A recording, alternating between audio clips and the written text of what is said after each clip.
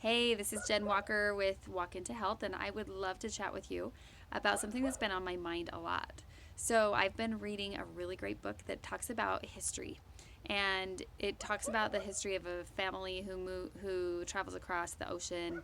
And one thing that is a pattern for this family, and this is a true story, by the way, is that they find that they keep using time that they find idle, they get in trouble.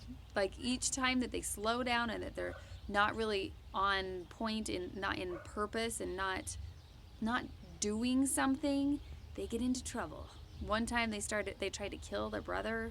One time they hurt him. Actually, they tried to kill him a couple times. So it was kind of crazy story. And as I was reading that, I was thinking, okay, how does this apply to our health journey? Haha. And how does it apply to our life? So what I have really been thinking about is how much purpose do people feel in their lives?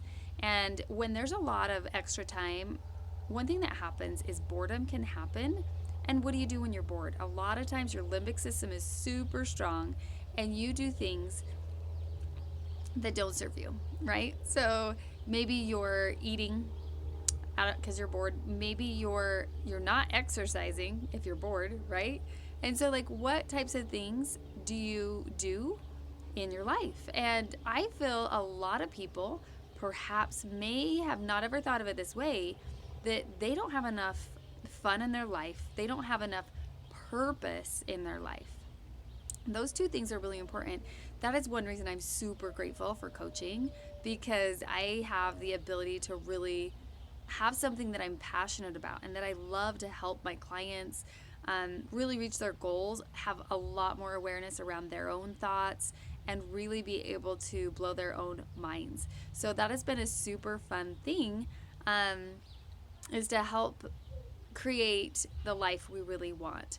And what kind of things are we doing? Are we doing fun things in our life too? Because if we're bored all the time or just like sad or whatever, most of the time we're going to go to food or alcohol or pornography or drugs.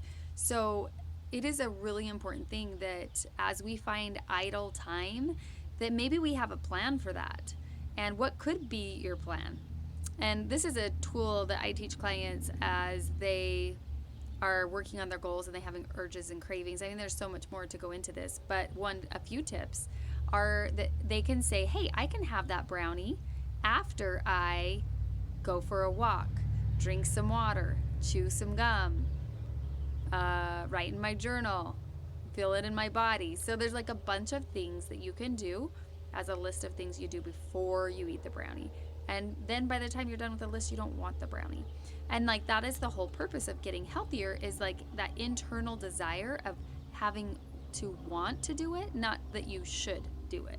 So internal motivation is really important. And one way you can do that to gain more self-motivation is by putting things in your head, whether that's a influential podcast that can really uplift you, whether that's a health assessment that I'm happy to do with you that's free, no strings attached.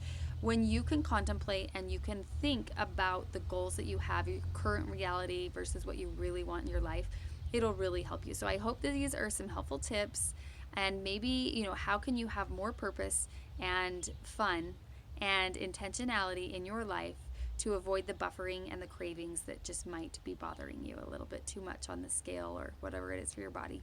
So have a great day. Thanks so much.